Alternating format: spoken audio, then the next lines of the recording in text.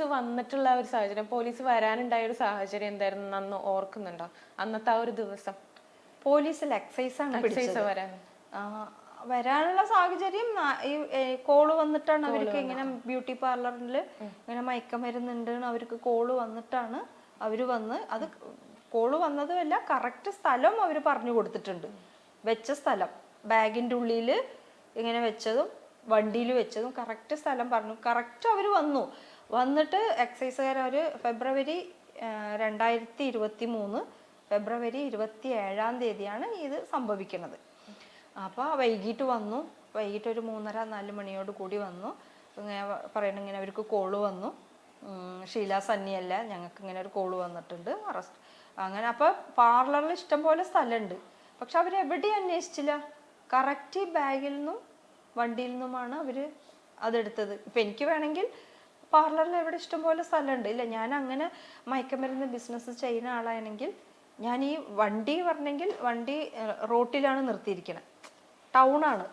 അപ്പോൾ ഈ വണ്ടിയുടെ ഉള്ളിൽ വെക്കേണ്ട കാര്യമില്ലല്ലോ.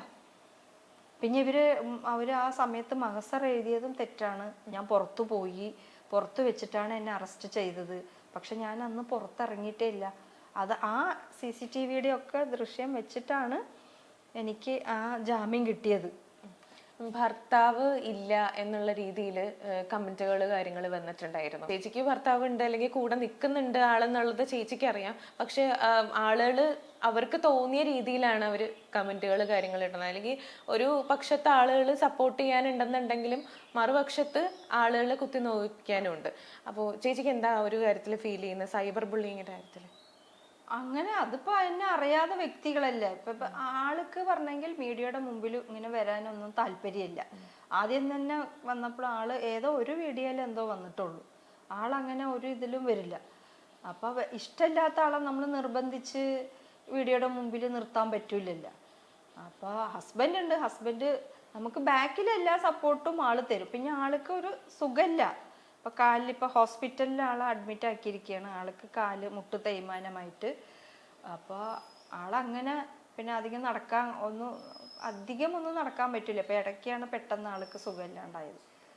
അപ്പോൾ ആളങ്ങനെ മീഡിയയുടെ മുമ്പിൽ വരാൻ താല്പര്യം. ഇപ്പൊ മോളാണെങ്കിലും മരുമോനാണെങ്കിലും അവർക്കൊന്നും മീഡിയയുടെ മുമ്പിൽ. ഇപ്പൊ ഞാൻ വരുന്നതും എനിക്കും താല്പര്യം ഉണ്ടായിട്ടല്ല. ഇപ്പൊ എൻ്റെ കാര്യം ഞാൻ പറയണം, ഇല്ല എൻ്റെ കാര്യം ഞാനല്ല പറയാൻ പറ്റുള്ളൂ. എൻ്റെ സത്യാവസ്ഥ പറയണമെങ്കിൽ ഞാൻ പുറത്തു വന്ന് ഞാൻ പറഞ്ഞെങ്കിലേ അത് അറിയുള്ളൂ. അപ്പൊ അങ്ങനെയാണ് ആള്. ദൈവവിശ്വാസം നന്നായിട്ടുണ്ട്. അതാണല്ലോ രക്ഷപ്പെട്ടത്. ഇപ്പൊ ഞാൻ ഓർക്കുന്നത് നൈജീരിയക്കാരൻ വഴി ദൈവം എന്നെ സഹായിച്ചു. അത് ആ ഒറിജിനൽ ആണെങ്കിൽ, ആ കൊടുത്തത് ആള് പറ്റിച്ചു. ഒറിജിനൽ ആണെങ്കിൽ ഒന്ന് ഓർത്ത് നോക്കിയ എൻ്റെ അവസ്ഥ. ഒരു തെറ്റും ചെയ്യാതെ മയക്കമരുന്ന് എന്താണെന്നും കൂടി അറിയാതെ ഒരു വ്യക്തി, ഒരു സാധാരണമായ ഒരു വീട്ടമ്മ, ഒരു ചെറിയ സംരംഭം വെച്ച് അതുകൊണ്ട് ജീവിച്ചു പോണ ഒരു വ്യക്തിയാണ്. ഇപ്പൊ വേറെ ആർക്കും ഞാൻ ഒരു ദ്രോഹം ചെയ്തിട്ടില്ല. ഇപ്പൊ മരുമോൾക്കാണെങ്കിലും അനിയത്തി എനിക്ക് നല്ല ബോധ്യമുണ്ട്. ഞാൻ അങ്ങനെ ഒരു പീഡിപ്പിക്കണതോ അല്ലെങ്കിൽ അവരുടെ പൈസ പറ്റിച്ചതോ ഒന്നുമല്ല. പക്ഷെ ഇത് ഇപ്പോഴും എനിക്ക് പിടികിട്ടാതെ, ഇപ്പോഴും എനിക്ക് പറയുന്നത് എനിക്ക് അറിയില്ല എന്തിനു വേണ്ടി ഇവർ ചെയ്തേന്ന്. പിന്നെ ചിലപ്പോൾ എന്നെ വീട്ടിൽ നിന്ന് ഇപ്പം ഞാനും മകനും നല്ല ഇതായിരുന്നു. അതായത് എന്ത് കാര്യം മോന് എന്നോട് ചോദിക്കും.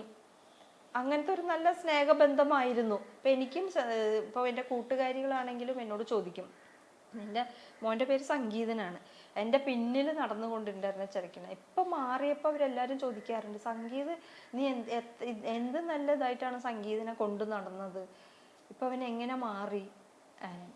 പക്ഷെ അതാണ് ഇപ്പം അറിയില്ല എനിക്ക് അവരത് എന്തിനു വേണ്ടിയാ ചെയ്തതെന്ന്. ചിലപ്പോൾ വീട്ടിൽ നിന്ന് മാറ്റാനായിരിക്കാം. ഇപ്പൊ വീട്ടിൽ നിന്ന് സാധാരണയായിട്ട് മാറ്റാൻ പറഞ്ഞെങ്കിൽ പറ്റൂല. മോനും ഞാൻ നല്ല സ്നേഹത്തിലാണെങ്കിൽ മോന് സമ്മതിക്കൂലല്ലോ എന്നെ പോവാനായിട്ട്. പക്ഷെ ഇങ്ങനെ ഒരു കേസ് കൊണ്ടുവന്നെങ്കിൽ നമ്മളെ ഒരു എന്നേക്കും ഇല്ലാതാക്ക. ഇപ്പം എന്തായെങ്കിലും ഞാൻ ജയിലിൽ കിടക്കും, ഇനി പുറത്തു വരാൻ പറ്റില്ല, അല്ലെങ്കിൽ ചിലപ്പോൾ ഞാൻ ആത്മഹത്യ ചെയ്യും, അല്ലെങ്കിൽ ചിലപ്പോൾ നാട് വിട്ടു പോകും. അങ്ങനെയൊക്കെ ചിന്തിച്ചിട്ടായിരിക്കാം അവരിങ്ങനെ ചെയ്തത്. സ്വത്തും മുതലും തട്ടിയെടുത്ത് പറഞ്ഞെങ്കിൽ അത് കേസ് കൊടുക്കാം, ഇല്ല നിയമപരമായിട്ട് തന്നെ അവര് ചെയ്യാമായിരുന്നു. മകൻ ഇനി എന്തെങ്കിലും കാര്യത്തിന് അല്ലെങ്കിൽ എന്താ പറയാ പൊറുക്കണം എന്നുള്ള രീതിയിൽ സംസാരിച്ച് വന്നു കഴിഞ്ഞാൽ എന്തായിരിക്കും റെസ്പോണ്ട് ചെയ്യുക? നമ്മൾ ശ്രമിക്കാം, അമ്മയല്ലേ പക്ഷെ ഇന്ന് ഇനി എന്തെങ്കിലും ഒരുമിച്ചുള്ള ഒരു ഇതുണ്ടാവില്ല. ഞാൻ പറയണത് അവരെവിടെയാണെങ്കിലും അവന് സന്തോഷമായിട്ടിരിക്കട്ടെ. ഇപ്പം എനിക്ക് എന്തായെങ്കിലും ഒരമ്മയ്ക്കും മക്കളെ തള്ളി പറയാൻ പറ്റൂല. അപ്പം അവനൊരു തെറ്റ് ചെയ്ത തെറ്റിന് എന്തായെങ്കിലും ശിക്ഷ കിട്ടിയിരിക്കണം. പിന്നെ ഇനി ഒരുമിച്ചുള്ള ഒരു താമസം എന്തായെങ്കിലും ഉണ്ടാവില്ല. അപ്പം ഇനിയും വീണ്ടും ഇങ്ങനത്തെ ഒരു കേസിലേക്ക് പോവുക പറഞ്ഞെങ്കിൽ അത് പേടിയാണ്. അല്ലാണ്ട് ഇനി വയസ്സാകാലത്ത് ഇനി പോയിട്ട് ജയിലിൽ കിടക്കാനൊന്നും നമുക്ക് ഇതില്ല. ഒരു സ്ത്രീ ഒരു 72 ദിവസം ജയിലിൽ കിടക്കുക എന്ന് പറയുമ്പോഴേക്കും അതൊരു വളരെ ദയനീയമായിട്ടുള്ള, അതും നിസ്സാര കാര്യമല്ല, നിരപരാധിയായിട്ടുള്ള ഒരു സ്ത്രീ ജയിലിൽ കിടക്കുമ്പോൾ അത്ര ഒരു ബുദ്ധിമുട്ടാണ്. ഞാൻ ജയിലിൽ പോയ പിന്നെ ഇത്ര കേസ് ഭയങ്കര വൈറലായിരുന്നല്ലോ. ബ്യൂട്ടി പാർലർ ഉടമ മയക്കമരുന്ന് ഇത് അറസ്റ്റിലായി പറഞ്ഞിട്ട് എല്ലാ ഇതിലും മാധ്യമങ്ങളിലും എൻ്റെ വാർത്തയായിരുന്നു. പക്ഷെ ജയിലിലുള്ള സമയത്ത് എനിക്കറിയില്ലായിരുന്നു ഇത് ഇത്ര വലിയ വാർത്തയാവുമെന്ന്. പിന്നെ ഹസ്ബൻഡും മരുമോനൊക്കെ കാണാൻ വരുമ്പോഴാണ് അവരാണ് എന്നോട് പറഞ്ഞത് ഇങ്ങനെ ഭയങ്കര വാർത്തയായി അങ്ങനെയാണ്. പക്ഷെ അപ്പോഴും ഞാൻ ഓർക്കും, ഞാൻ ഒരു തെറ്റും ചെയ്തിട്ടില്ല. ഇതിനെക്കുറിച്ച് എനിക്ക് ഒരു വിവരം അറിയില്ല. ഈ മയക്കുമരുന്നിനെ കുറിച്ചിട്ട് ഒരു വിവരം എനിക്കറിയില്ല. എൻ്റെ ബാഗിൽ എങ്ങനെയാണ് വന്ന, ഞാൻ തന്നെ എന്നെ അറസ്റ്റ് ചെയ്ത സമയത്ത് ഞാൻ ആകെ എന്താ പറയുക, എനിക്ക് അതൊരു പറഞ്ഞറിയിക്കാൻ പറ്റാത്തൊരു ഇതായിരുന്നു. ഇപ്പം ഞാനത് എങ്ങനെയാണ് കടന്നു പോയേ പറഞ്ഞിട്ട് എനിക്ക് തന്നെ ആലോചിച്ചിട്ട് എല്ലാവരും എന്നോട് ചോദിക്കാറുണ്ട്, ആ കാലഘട്ടങ്ങളൊക്കെ നീയായ കാരണം ഇങ്ങനെയൊക്കെ പിടിച്ചു നിന്നു, ഞങ്ങളാണെങ്കിൽ ആത്മഹത്യ ചെയ്തേനെ. കൂട്ടുകാരികളും അറിയണവരൊക്കെ എന്നോട് പറയാറുണ്ട്. പക്ഷെ ഞാൻ എങ്ങനെയത് പിടിച്ചു നിന്നേനെ എനിക്കിപ്പോഴും മനസ്സിലായി. പിന്നെ എനിക്ക് നല്ല ഉറപ്പുണ്ട് ഞാൻ തെറ്റുകാരിയല്ലാണ്, എനിക്ക് മയക്കുമരുന്നായിട്ട് ഒരു കണക്ഷനും ഇല്ലാണ്, എനിക്ക് നല്ല ഉറപ്പുണ്ടായി. അപ്പം സത്യം എന്നാണെങ്കിലും ജയിക്കും. പിന്നെ ഞാൻ ദൈവത്തിൽ വിശ്വസിക്കണം. ദൈവം അറിയാതെ ഒന്നും സംഭവിക്കില്ല നമ്മുടെ കാര്യത്തിൽ. അപ്പം എന്തെങ്കിലും ഒരു ദൈവത്തിന് അറിഞ്ഞ എന്തെങ്കിലും ഒരു ചിലപ്പോൾ എൻ്റെ നല്ലതിനായിരിക്കാം. അങ്ങനെ എനിക്കിപ്പോൾ സഹിക്കാനുള്ള ശക്തിയുള്ള കാരണം ദൈവം എനിക്ക് ആ സഹനം തന്നതായിരിക്കാം. അങ്ങനെയൊക്കെയാണ് ഞാൻ വിചാരിക്കുന്നത്. പിന്നെ അത് വാർത്ത വന്നു പറഞ്ഞെങ്കിൽ എൻ്റെ ജീവിതം തന്നെ ആകെ, എനിക്ക് പാർലർ ഉണ്ടായി, അത് പോയി. എൻ്റെ ജീവിത മാർഗമായിരുന്നു ആ പാർലർ. ആ പാർലർ വെച്ചിട്ടാണ് ഞാൻ എൻ്റെ കുടുംബം നോക്കിക്കൊണ്ട്. ഹസ്ബൻഡ് ഉണ്ടായി, ഹസ്ബൻഡിന് കുറച്ച് സുഖമില്ലാത്ത കാരണം ആള് അങ്ങനെ ജോലിക്ക് പോകുന്നുണ്ടായിരുന്നില്ല കുറച്ച് ദിവസം. അപ്പോൾ എല്ലാ കാര്യങ്ങളും ഞാനായിരുന്നു നോക്കിയിരുന്നത്. ആ പാർലർ തന്നെ എൻ്റെ കൈവിട്ടു പോയി.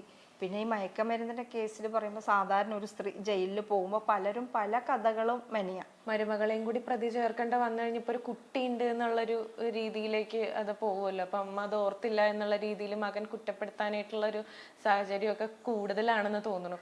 അപ്പോൾ അതിനെക്കുറിച്ച് ആലോചിച്ച് എന്തെങ്കിലും ടെൻഷൻ ഉണ്ടോ? ഇല്ല, അത് കുറ്റപ്പെടുത്താ പറഞ്ഞെങ്കിൽ നമ്മൾ ഇപ്പൊ നുണയൊന്നുമല്ലല്ലോ, സത്യാവസ്ഥ ഇതാണല്ലോ. അതല്ല, പക്ഷെ ഇങ്ങനെ ചിന്തിക്കുന്നവരാകുമ്പോൾ തന്നെ അങ്ങനെ ചെയ്യാനുള്ള ചാൻസ് ഉണ്ട് എന്നുള്ളതാണ് എനിക്ക് മനസ്സിലായിട്ടുള്ളത്. അപ്പൊ അതുകൊണ്ട് ഞാൻ ചോദിച്ചതാ. ലോജിക്കായിട്ട് ചിന്തിച്ചാൽ അങ്ങനെ ഒരു ഇതുമില്ല.